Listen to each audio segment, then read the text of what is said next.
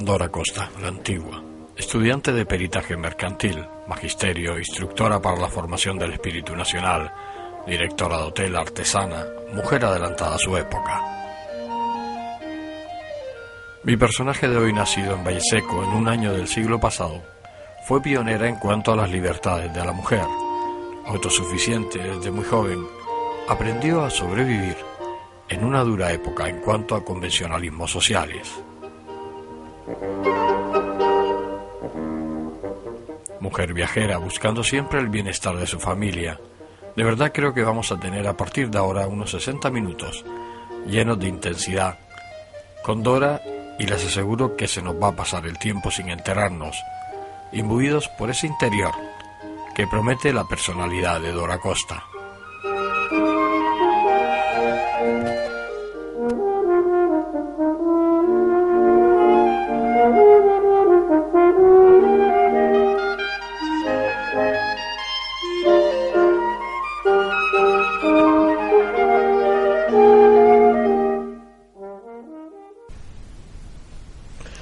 Dora, ¿cómo son tus recuerdos de infancia? ¿Cómo recuerdas a aquella infancia en Valleseco? ¿Cómo la recuerdas? Maravillosa. Uh-huh. Sí, porque yo era una niña libre, hacía lo que me daba la gana. Y tenías muchos hermanos mayores, ¿no? Claro, nosotros somos dos etapas. Mi hermano Carlos y María Luisa, que eran los mayores porque mi padre era un emigrante cubano, es decir, a Cuba. Fue a Cuba y volvió. Estuvo 20 años en Cuba, pero él venía. Conoció a mi madre cuando tenía 14 años, porque unos hermanos de mi madre estaban en Cuba, porque antes todo el mundo se iba a Cuba, los de gente del campo, y eran amigos de mi padre. Y entonces cuando mi padre venía a Canarias, traía regalos para mi abuela María, la de mi madre, y yendo a llevarle esos regalos conoció a mi madre, con 14 años. Se fue, volvió otra vez y ya la cogió con 16, y entonces ya se enamoró de ella y se quería casar, pero mi abuela Luisa, que era la de mi padre, no la quería porque era más pobre que ella, y mi abuela Luisa era rica, era viuda, pero mal sendero era todo de ella, y entonces se ve que le llenó la cabeza a mi padre de historia. Y mi padre arrancó y se marchó y dejó a la novia plantada. Bueno, pues después él se fue, mi madre se echó otro novio, eso me lo contaba ella. Se echó otro novio y cuando volvió, mamá tenía 18 años. Y tenía un novio de Guía, Juan el de Guía. Y después mi padre se presentó allí y entonces mi madre le dijo, tú ya a mí me conoces, te conozco. Cuando vengas decidido a casarte vienes y si no, no. Ya se casó. Se casó. Y entonces se casó, nació María Luisa, se quedó aquí y nació María Luisa. Cuando María Luisa tenía meses, se fue a Cuba porque él tenía allá negocios, allá lo llamaban lechería, pero que son las cafeterías de aquí.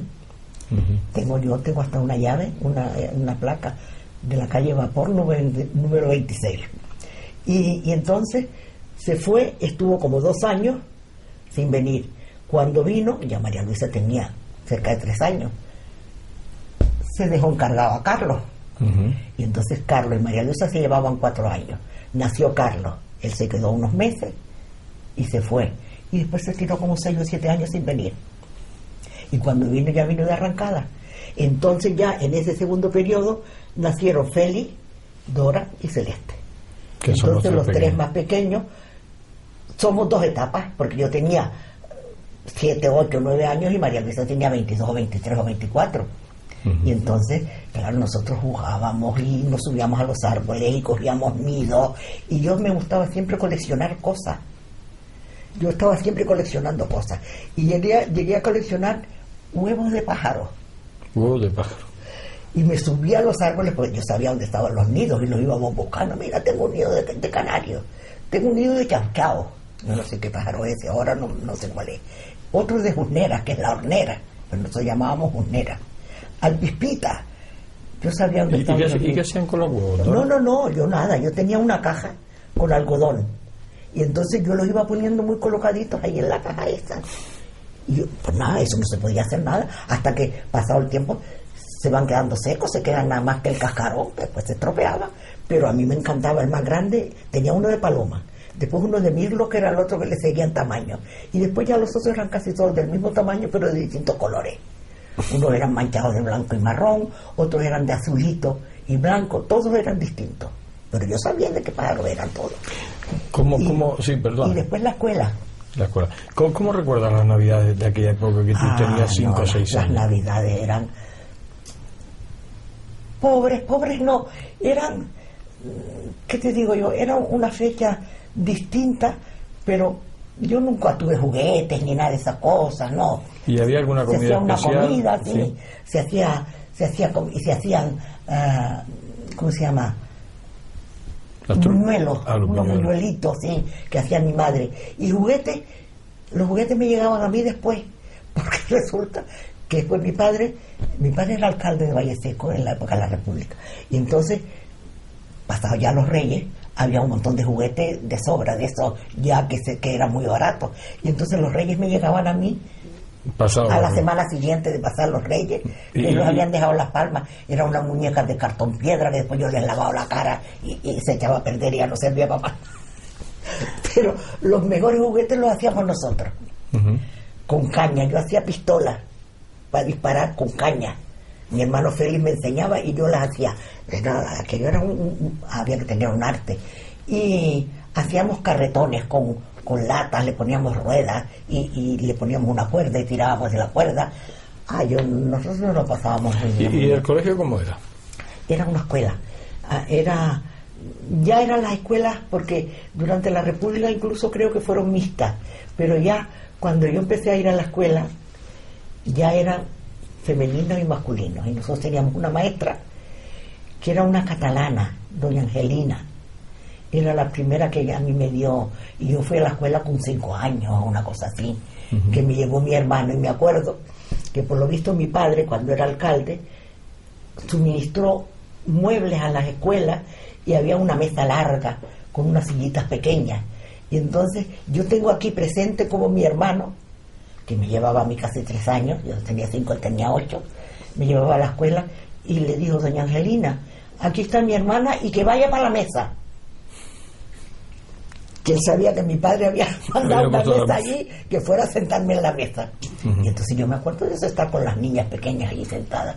Y yo siempre fui muy despierta en clase, sí, en la escuela. Tanto es así que ya cuando yo tenía 10 años, ya en casa se empezó a hablar de que tenía que pensar en estudiar.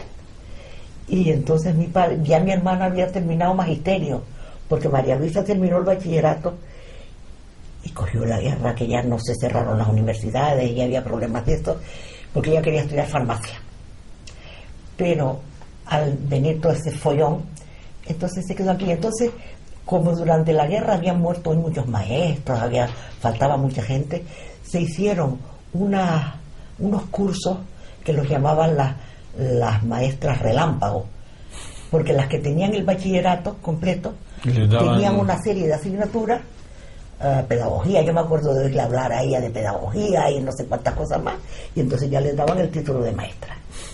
Y entonces mi padre dijo que me enseñara a mi hermana, que me preparara a mi hermana, y me preparó en el verano, porque yo me examiné en septiembre, había exámenes en junio y septiembre, pero yo me examiné en septiembre, y mi hermana me hacía un dictado todos los días, me hacía estudiar, y vine y me examiné al instituto, examinarme de la prueba de ingreso, el ingreso bachillerato, y lo aprobé la primera vez.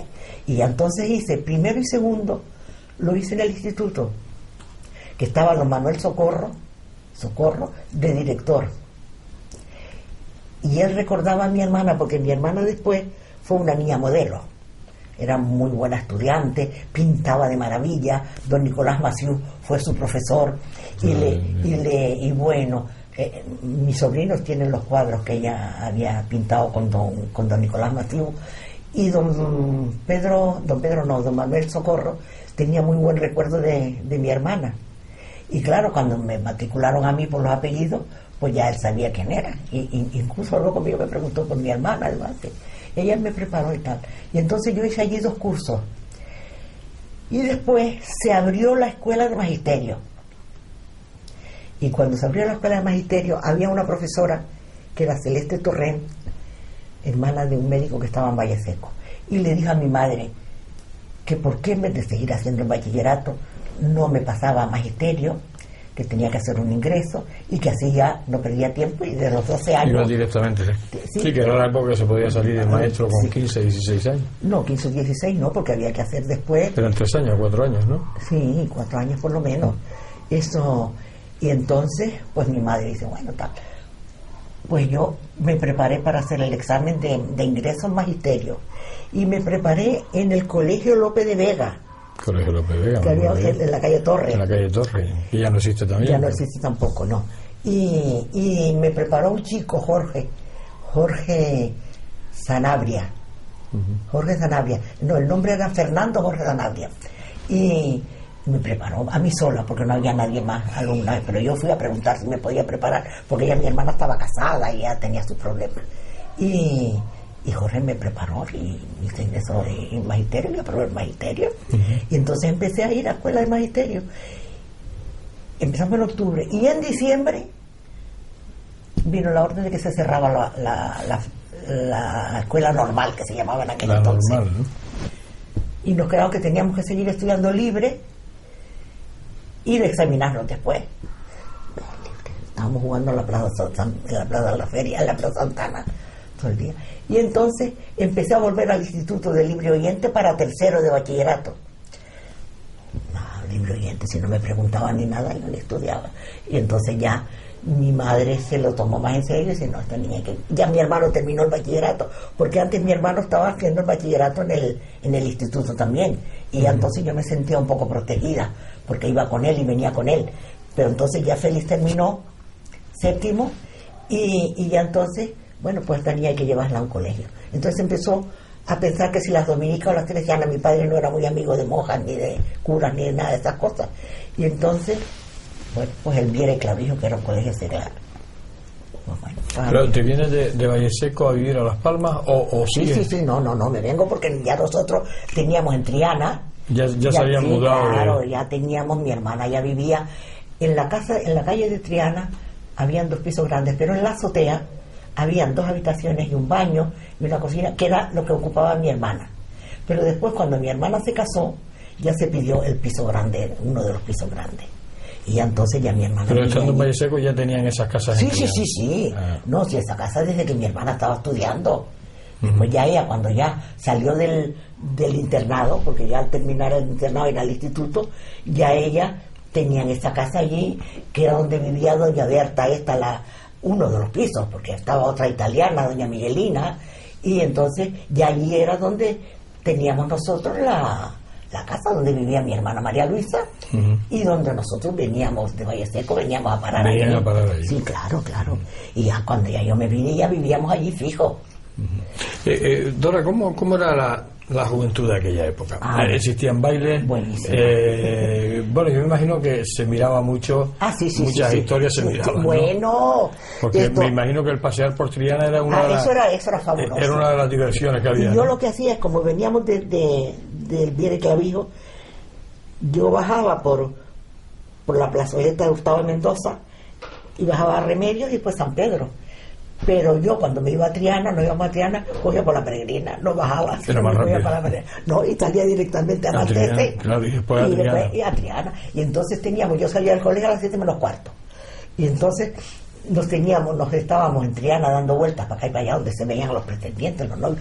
No vino, ay, sí, no ha venido. Ay, pues sí, no, mira, está con fulanita, y está paseando con fulanita. Y entonces allí estábamos hasta las 8:30. Y ya teníamos que venir para casa porque si no había gresca. Había gresca, claro. Sí, claro. Y entonces eso, lo mejor. Y al Parque San Telmo no podías llegar. Es decir, porque si te metías en el Parque San Telmo ya te criticaban. Sí, pues era otra. Ya era oscuro, y ya si ibas con los novios por allí, ya a lo mejor te daban un beso, y eso que va. Tenía que ser, llegábamos hasta Domingo J. Navarro. Ahí dábamos la vuelta otra vez y llegábamos hasta la calle Torre, no más allá, hasta Maltese no llegábamos, y era de ahí, entonces vueltas para acá, pasaban las guaguas, cuando pasaban las guaguas los guagüeros se ponían envenenados porque claro, aquello estaba lleno de gente y tenían que ir despacio y pitando la pita para que nos quitáramos delante, porque no íbamos por las aceras, cogíamos toda la calle. Ay, que se cogía toda la calle. Claro, y tú no ves que no pasaban coches casi ninguno. En aquella época yo creo que yo sabía los coches de todo el mundo de quién era. El coche de don fulano, el coche de don Mengano, el Quitrín de Cuquina Hernández, los Espuelas. Yo no sé si tú has oído hablar de los Espuelas. Me suena. Don Manuel Hernández, que eran propietarios, cultivadores de tomate, de plátano, de toda esta zona de Aruca, para abajo hasta Bañaderos y todo eso, y era don Manuel Hernández, que era analfabeto, pero tenía dinero.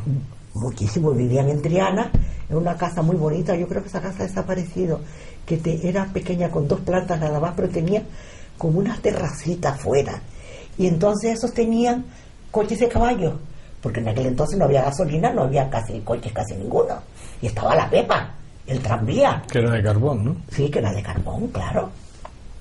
Y entonces allí delante de la casa siempre estaba parado el Quitrín, y era bonito, negro, tapizado de negro por dentro, y tenían un caballo que no era negro, era un caballo grisáceo, y salía Cuquina, porque era una mujer guapa, pero guapa exuberante a lo María Félix, ¿sabes? Una cosa así, y salía bien, pues se subía al caballo y tenía... Me imagino que ustedes se impresionaban, sí, como niños. No, nosotros no, ya cuando eso ya yo tenía mis 15 o 16 años, no, lo que le teníamos envidia. Claro. Sí, decía, fíjate cómo eso, y así nos despertaba envidia porque ella no se mezclaba con nosotros.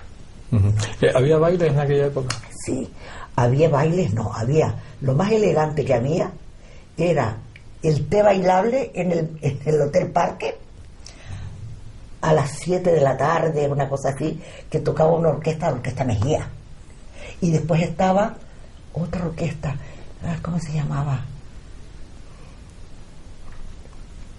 Rafael Medina, que tocaba también en otro hotel. La Orquesta Mejía era más de festera, más de fiestas de campo y cosas de esas, pero tocaba algunas veces en el Hotel Parque. Pero Rafael Medina, ese era un señor de una familia bien de aquí de Las Palmas, y él tocaba el piano. Y tocaba el piano Pepe Pérez era el que tocaba el piano, y Rafael Mejía tocaba, me parece que era el contrabajo, y había una orquesta muy buena, muy elegante, y eso. Entonces había merienda, ibas a merendar y a bailar en el Hotel Parque, pero eso yo fui muy pocas veces, porque allí había que ir muy arreglada, y la gente en aquel entonces, que es una de las cosas que hoy no tienen ese problema, que en aquel entonces había mucha diferencia entre las niñas que podían vestir bien y estrenar un traje todos los meses, y yo que me compraba a mi padre un traje en invierno y otro en verano, y a escupir a la calle. Ahorrador de electricidad Staminal. Tras muchos años de implantación en Canarias, les ofrecemos la posibilidad de ahorrar de un 10 hasta un 35% del consumo de su factura de electricidad. Tenemos un ahorrador que se adapta a sus necesidades, sea cual sea su tipo de negocio o industria. Muchos ahorradores puede encontrar en el mercado, pero solo Staminal ha demostrado su eficacia. No deje que los gastos abusivos de electricidad afecte su economía de negocio.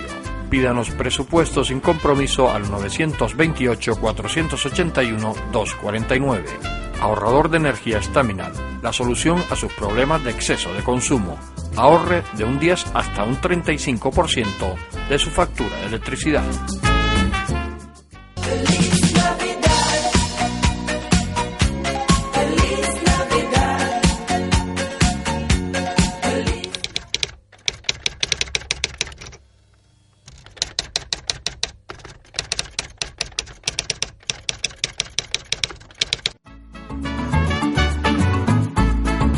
El ahorrador de electricidad Staminal es el único aparato en el mercado que reduce el consumo de electricidad tras haberse instalado en miles de hogares en Canarias. No deje que su factura de electricidad afecte su economía familiar. El ahorrador Staminal le garantiza una reducción de un 10 hasta un 35% de su recibo de luz. Staminal no necesita ninguna instalación especial, es autoinstalable y no consume electricidad. Diga basta al excesivo consumo de electricidad y llámenos al 928-481-249.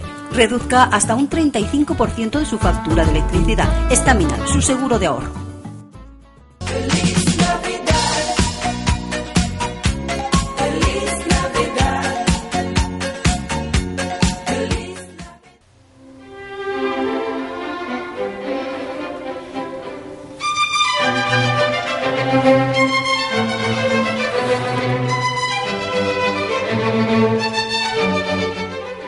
Después de oírla relatándonos su niñez con una memoria prodigiosa y que ha logrado transportarnos a aquellos años de la guerra civil y posguerra, que a pesar de las durezas de las situaciones en su boca, quedaban suavizadas, hasta el punto de aparecernos como una novela infantil que nos contaban nuestros padres en la niñez.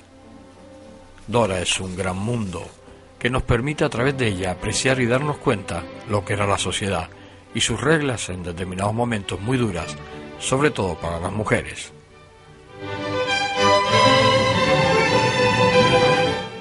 Pero quiero seguir escuchándola, ya que sus palabras afloran con una facilidad, transmitiéndonos sensación de sosiego y tranquilidad.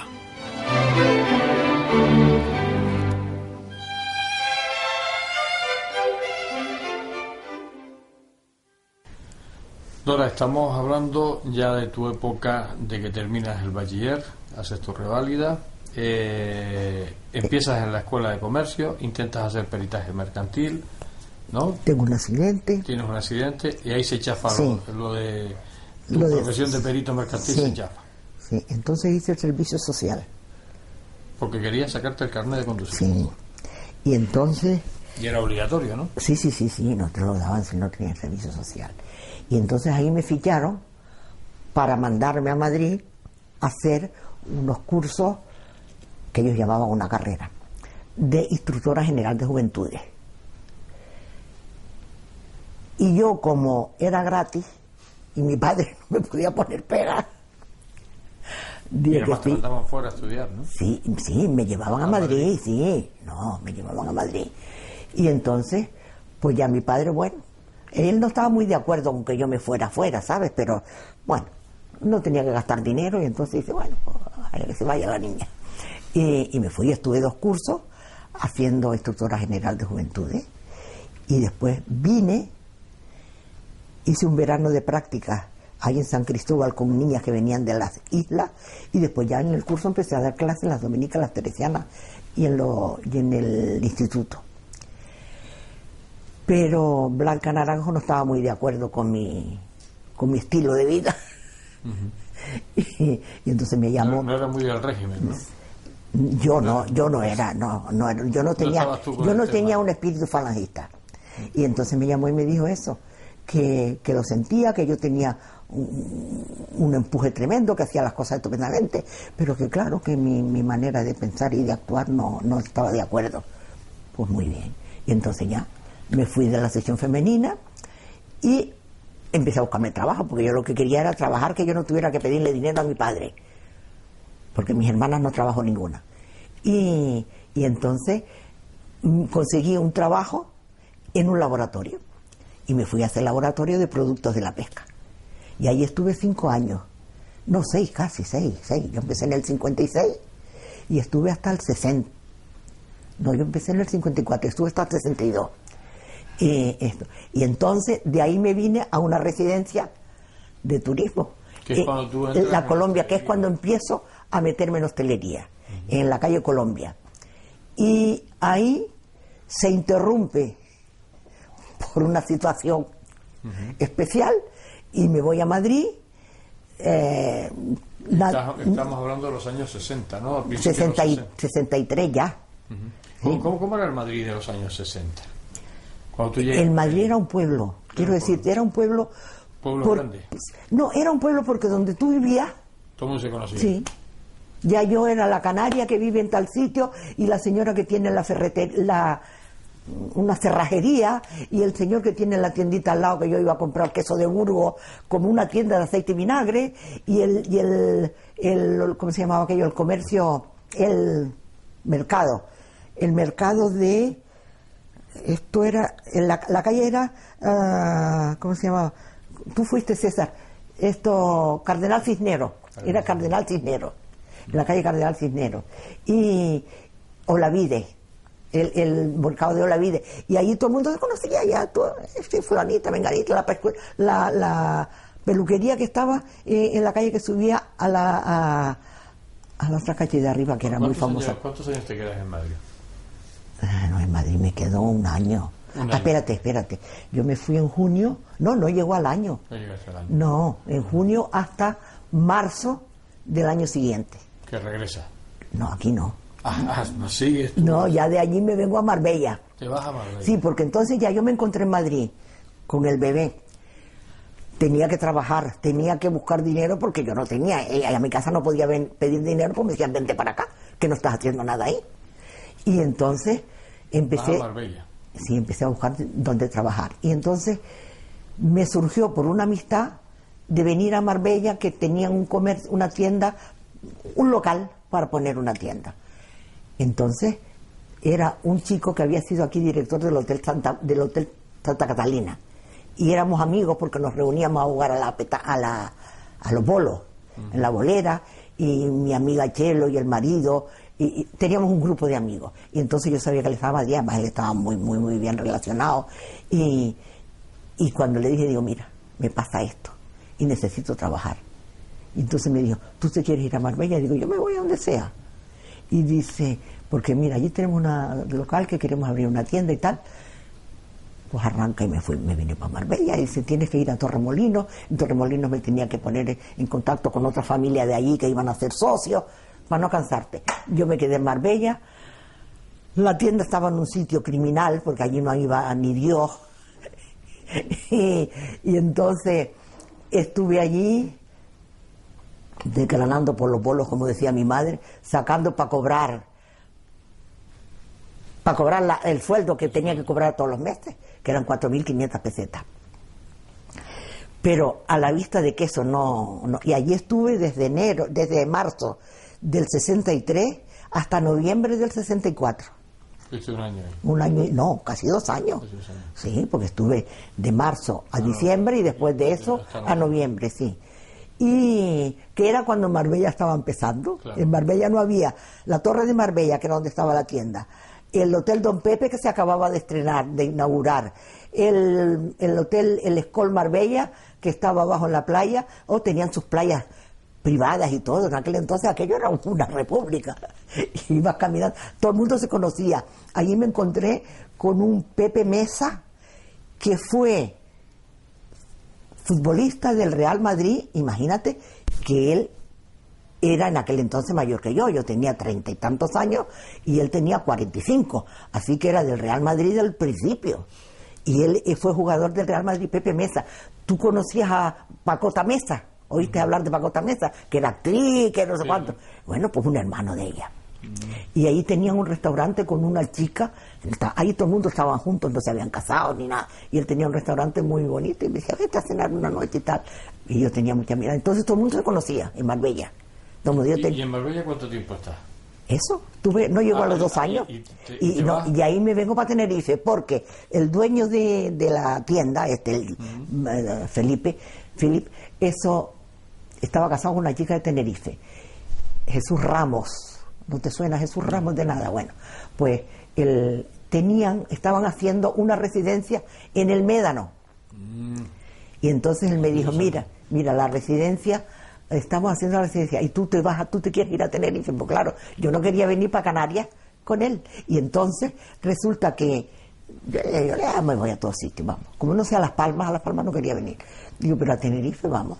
Y entonces me vine para Tenerife en noviembre del 65. En noviembre del 65. Me metí en la residencia, la preparamos, la limpiamos, la vestí, todas esas cosas, y la pusimos en marcha.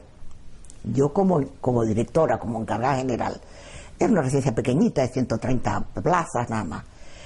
Y así estuve trabajando allí hasta junio del año siguiente, junio del 76. 66. Sí, el 66. Sí, exactamente. Yo vine en 65 hasta junio del 66. Y en el junio del 66 me plantaron el problema de que un hijo del dueño, porque esto era el suegro de eso, que venía que estaba en Inglaterra, había estado en Suiza estudiando hostelería, en la escuela de hostelería, y estaba en Inglaterra, y venía a hacerse cargo de la residencia. Digo, qué bien.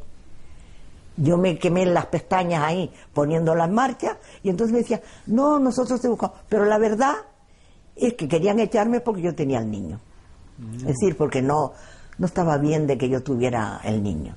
Y entonces, bueno, yo me solté, les dije unas barbaridades, porque como yo conocía toda la historia, y le dije así, lo mío es una inmoralidad, y tu padre con un amante en Las Palmas y una casa en San Mateo, eso no es inmoral. Y tu hermana, que era novia de García Escame, del hijo del general García Escame, y se iba a Las Palmas a ponerle los cuernos con el... eso no es inmoral. Y entonces... no, ¿sigues pero en Tenerife en ese momento? No, y entonces ya me marcho de allí, yo hago mis maletas y me marcho. Con las manos vacías, tuve que luchar para que me pagaran lo que me debían, y me fui al Hotel Médano, que estaba allí, pero a vivir, a estar allí hasta encontrar un trabajo. Y ahí estuve haciendo solicitudes para buscar un trabajo. Me llamaron de unos apartamentos en Santa Cruz, pero me tenían que venir a Santa Cruz.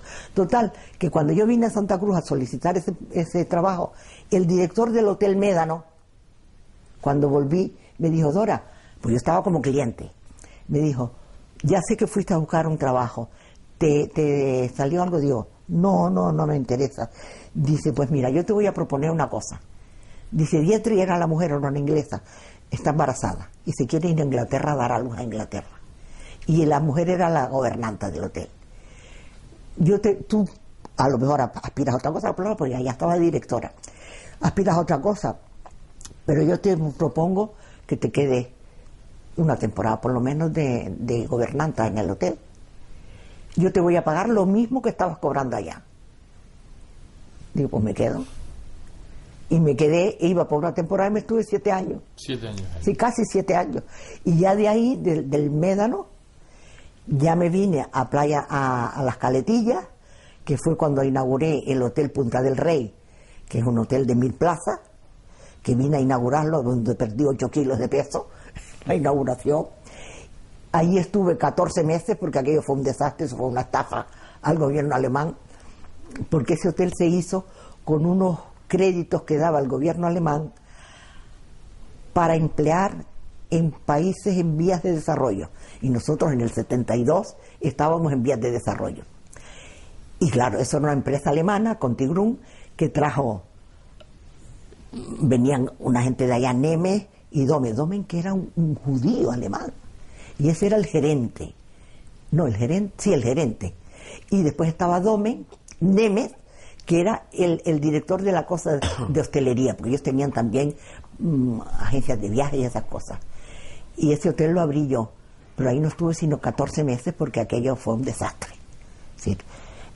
Ahí se cometieron las mayores barbaridades. Después, claro, el gobierno alemán mandó inspectores a revisar lo que se había creado con este negocio. Y me acuerdo que un señor alemán, el señor Kunt, que tuvimos que estar revisando todo el hotel, habitación por habitación, él conmigo, mirando el hotel y viendo la cantidad de barbaridades que se habían hecho. Y entonces, y de ahí me fui a Playa Las Américas, porque me vinieron a buscar de Playa Las Américas a abrir. Estaba abierto, pero estaba a medias, y era un desastre. Y vino el metre que había estado trabajando con nosotros y me dijo, él me decía, doña, mire, allá abajo necesita una gobernanta como es debido. Y yo quiero que se vaya. Bueno, total. Digo, bueno, si me paga. Yo aquí estaba cobrando 15.000. Pedí 20.000. Me dieron las 20.000. Y entonces me fui para Playa Las Américas. Y como una gitana en el coche con todas las cosas en el coche. Y en Playa Las Américas estuve poco tiempo, porque estuve nada más que de diciembre del 73, del 73, de diciembre del 73, de diciembre a septiembre del 74. Y en septiembre del 74 yo vine de vacaciones aquí, ya me lié la manta a la cabeza y me vine, y estábamos en las canteras, teníamos un apartamento en las canteras. Y entonces Un amigo mío que habíamos trabajado juntos en el Médano era el director de la Reina Isabel, Pedro Díaz, no sé si lo llegaste a conocer, porque él se murió muy joven, el pobre. Y entonces me dijo, siempre nos veíamos, y me dijo, Dora, ¿te quieres venir a Las Palmas a trabajar? Digo, sí, niño, ya yo voy a donde sea. Y digo, ¿pero a dónde? Dice, un hotel que van a abrir en el sur, que es el mejor hotel que se va a abrir. Digo, ¿qué hotel? El Tamarindo. Y dice, mira, iba a ir de director el señor Charlet, que era el que estaba de director en la Reina Isabel I. Con que tú quieres, sí, bueno, pues total, que tuvimos una entrevista, el señor Charlet, los Gil, Matías Gil, que eran los que formaban, eso se llamaba la empresa, la firma, la sociedad era Hoteles Ocasa. Sí, Ocasa. Hoteles y Residencias Canarias, Sociedad Anónima, sí. Eso, pues resulta que de la visita salí con el contrato firmado. ¡Feliz Navidad! ¡Feliz Navidad! ¡Feliz!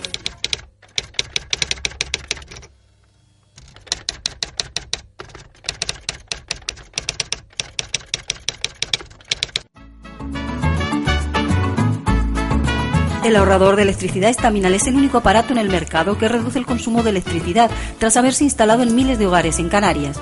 No deje que su factura de electricidad afecte su economía familiar. El ahorrador Estaminal le garantiza una reducción de un 10 hasta un 35% de su recibo de luz.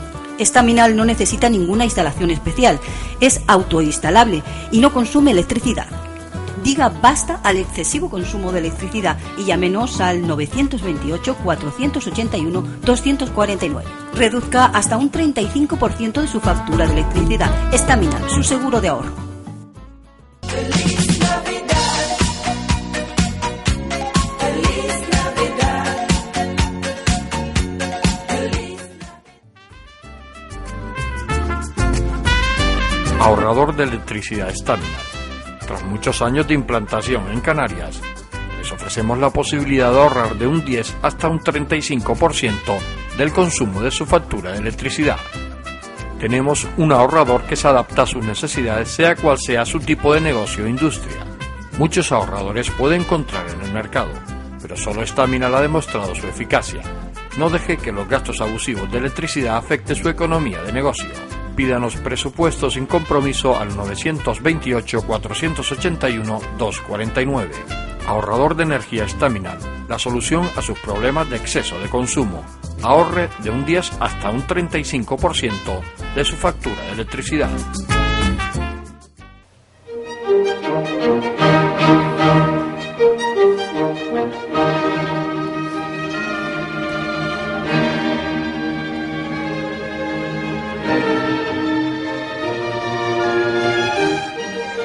Quedamos poco a poco impresionados de sus vivencias, de su lucha por sobrevivir en determinados lugares de nuestra geografía y como no temía preparar sus bártulos y darle la vuelta al país, si era necesario en defender lo suyo.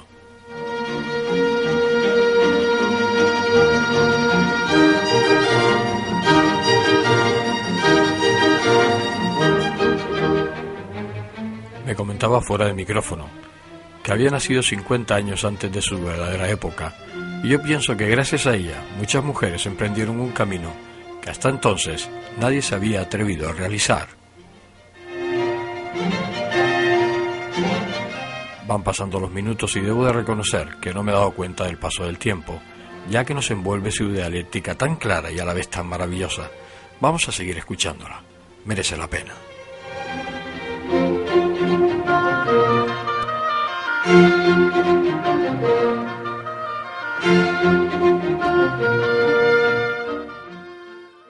Dora, hemos llegado a Las Palmas.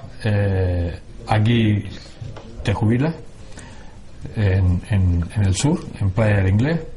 En la Playa del Inglés, no en San Agustín. Ah, en San Agustín, bueno, sí, estamos al lado, sí, así que ¿dónde estaba el Tamarindo? Sí, el Tamarindo, sí. Que lo abrí yo vine a abrirlo, yo vine con un casco. Yo entré en la obra, en el hotel con un casco porque estaban en obra todavía. Y entonces yo tuve que ir revisando todas las habitaciones y tomando nota de los desperfectos que había, de los fallos y todas esas cosas, antes de haber nadie trabajando en el hotel. Estamos en la actualidad, Dora. ¿Cómo te sientes? Me siento Digo una palabrota. Puedes decir lo De que puta quieras. madre. Sí, ¿no? ¿Te sientes bien? Me siento bien, sí, ya lo creo. Es decir, yo soy una persona positiva. Generalmente soy muy positiva. Siempre he tenido muchos problemas, he tenido que enfrentarme a muchas cosas, pero siempre he dicho, no, yo salgo adelante, yo lo hago. Me acuerdo que el médico que me atendió en Madrid me dijo, tenemos un problema. Dice, usted tiene un gran problema. Y yo le dije, sí. Dice, pero usted lo va a sacar adelante. Digo, sí, el problema yo lo saco adelante. Y entonces yo nunca le he pedido ayuda a nadie para cosas mías. No le debo dinero a nadie, nunca le pedí dinero a nadie, al revés.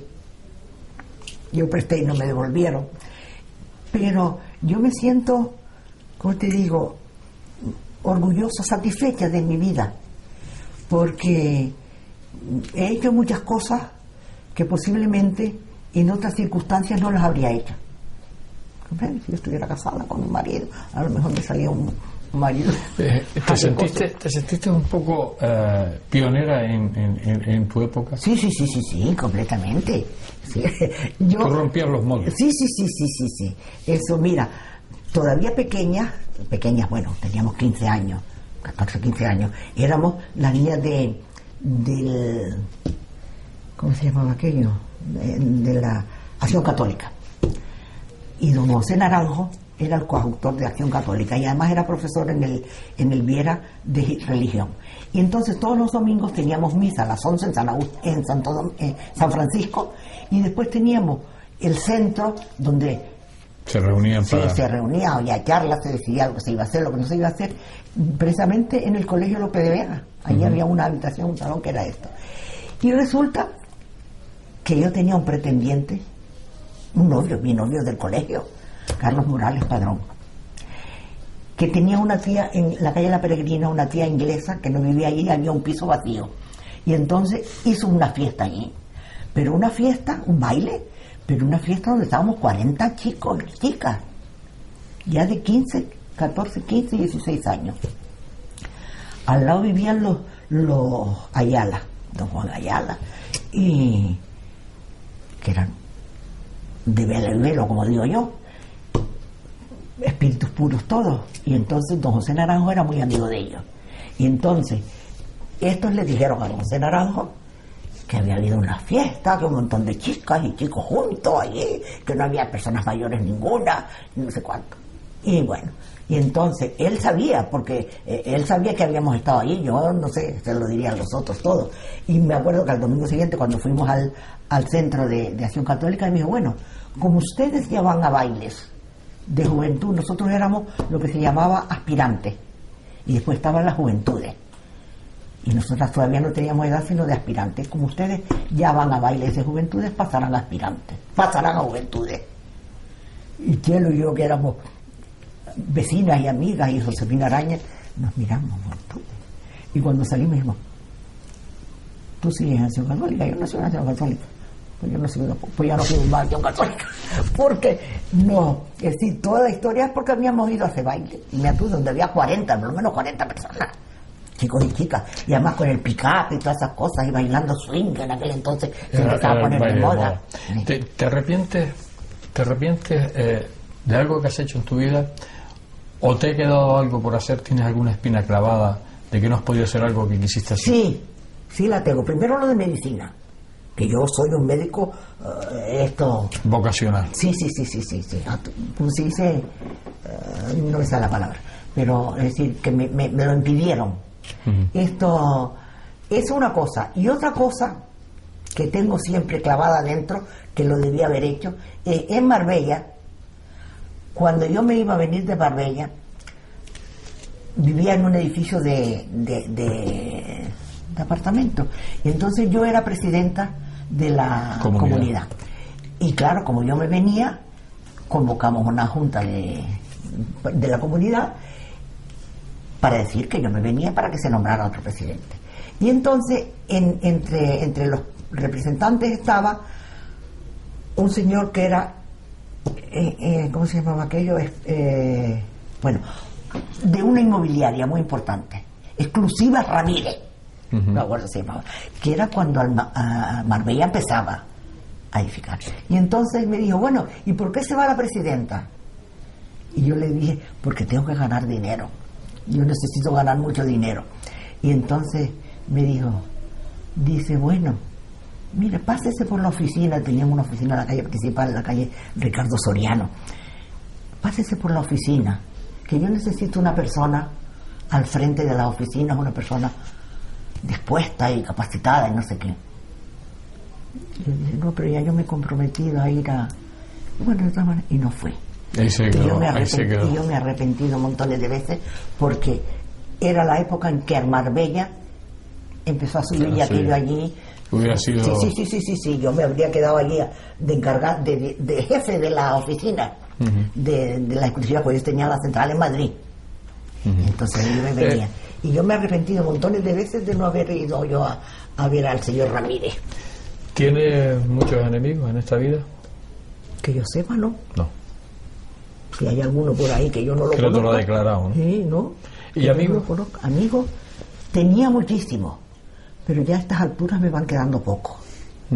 Sí, porque la mayoría se han muerto, estamos viejos ya, tienen sus problemas y eso, pero además yo fui muy popular. Sí, yo era una niña muy popular, una cabra loca que se decía en aquel entonces, ¿sabes? Dora, ¿te quedan muchas cosas por hacer? ¿Sigues pensando en hacer cosas? Sí, yo no quiero morirme todavía porque tengo muchas cosas de labores y ahora lo que tengo un pesar, que es no haber escrito, no escribir yo toda mi vida, porque eso es simplemente María se queda chiquitita al lado mío. El hacer tu propia biografía. Sí, pero claro, eso sería muy largo, y tendría que salir mucha gente, porque yo he tenido contacto con montones de gente. Yo he tenido contacto personal con el rey de Burundi. Además que es un país, Burundi, ¿sí? Chiquitito, pero esto. Y resulta que cuando yo estaba en Marbella, como a mí me iban tan mal las ventas y eso, yo me dediqué a hacer cortinas. Entonces tenía una amiga inglesa, Jane Bottomley, que trabajaba en una inmobiliaria donde se empezaban a vender apartamentos ahí, y había el edificio Mediterráneo, que el rey de Burundi compró allí 4 apartamentos. Y entonces él vino a hacerse cargo de los apartamentos con su secretaria para todo, porque era una francesa que tú no veas, y la ayuda de campo venía con él, y Jane me lo presentó, y entonces yo le hice las cortinas para el apartamento, cortinas de seda natural. De seda natural, todavía lo estoy viendo, un color mostaza, y se las hice, y cobré 23.000 pesetas, que en aquel entonces era un capital, en el año 75. Dora, ¿qué piensas tú de la política? Porque además tú que has visto diferentes regímenes, ¿qué te parece todo esto? No, la política, mira, yo, como yo, recién aparecida la democracia, yo no la entendía. Claro, yo no la entendía porque yo crecí y me desarrollé en medio de una dictadura. Y ahora es cuando yo me di cuenta que a mí me tendrían fichada por todos sitios, porque como ahora resulta que todo el mundo tenía fichado. Pero yo vivía en aquel entonces y viví haciendo lo que me daba la gana prácticamente, siempre en contra de mucha gente, en contra de mi padre, en contra de las amistades. No. Y entonces cuando vino la democracia yo dije, vaya, pues yo no veía la diferencia, digo, pues total. Y cuando empezaron a ver esos desmanes, las huelgas y esas cosas, yo no lo entendía bien. Pero claro, yo no tenía espíritu democrático. Yo era un borrego más, como los de la dictadura, nada, por aquí, pues por aquí. Que era, pues sí, eso. Y entonces, claro, yo después de eso ya me he dado cuenta lo que es la dictadura, lo que es la democracia y el problema que tiene la democracia, porque de la misma manera que trae ventajas, trae desventajas. Trae muchas desventajas. Entonces yo, la política hoy, estoy completamente desilusionada con las cosas, sobre todo con el mamoneo que hay, con el robo de dinero de toda esta gente que tiene tanto y que, pero ¿para qué lo quieren si se van a morir igual? ¿Cómo te gustaría que fueras recordada? Como una persona buena. Que yo lo que no he hecho nunca es daño a nadie conscientemente. Al revés, siempre he procurado ayudarlos, hacerles ver las cosas como son y como no son. Y he tenido problemas. Yo tuve una camarera que se quedó embarazada y es un problema. Y yo le decía, pero mira, pero no importa, tenlo. Ay, no, que va, yo no puedo tenerlo. Y en la época que el aborto era un crimen, era un delito, un médico de aquí de Las Palmas le organizó la historia para ir a Londres, todo ya previsto, el taxi, la venían a buscar al aeropuerto, la llevaban al sanatorio, a la clínica, le hacían el aborto, le daban un paseo por Londres y al día siguiente la metían en el avión otra vez y la mandaban para acá, y eso se lo organizó un médico de aquí, a una camarera. Y yo traté de que tuviera el hijo, pero dice no, que ella no podía tenerlo, que tal, bueno. Y entonces dije, bueno, pues tranquila, tú te vas. Y le di, dice, ella lo que quería que le diera 2 o 3 días libres. Digo, sí, vamos a ver si lo arreglamos con tus compañeras, que no libre, porque claro, ellas tenían unos días libres que si faltaban había que sustituirlas. Y se arregló y fue. Y siempre me ha gustado, si puedo, ayudar a alguien, ¿sabes? Y hacer daño yo conscientemente. Yo no le he hecho daño nunca. A mí me han hecho mucho daño, muchas veces, pero tampoco guardo rencor, ¿sabes? Porque yo digo, mira, que al final yo estoy estupendamente y esa gente que me hizo daño, mira, lo están pasando fatal.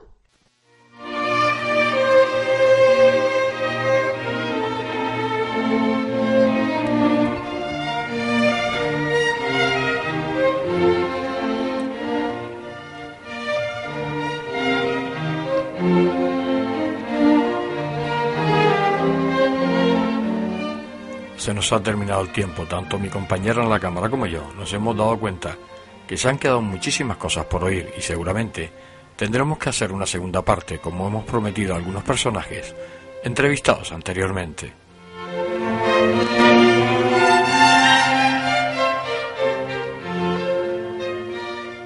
Me da pena tener que irme, ya que el tiempo con Dora no cuenta. Su animada verborrea nos permite estar un todo momento feliz y distendido, y solo preocupado en no dejar perder ni una sola palabra de lo que nos cuenta.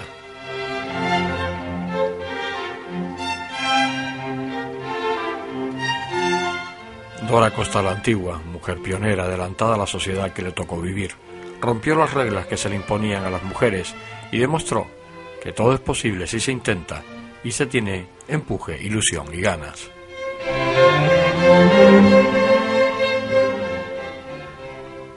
Poco me queda por decirte, amiga Dora, solo darte las gracias por haberme hecho pasar a mí y a los amigos telespectadores unos momentos inolvidables.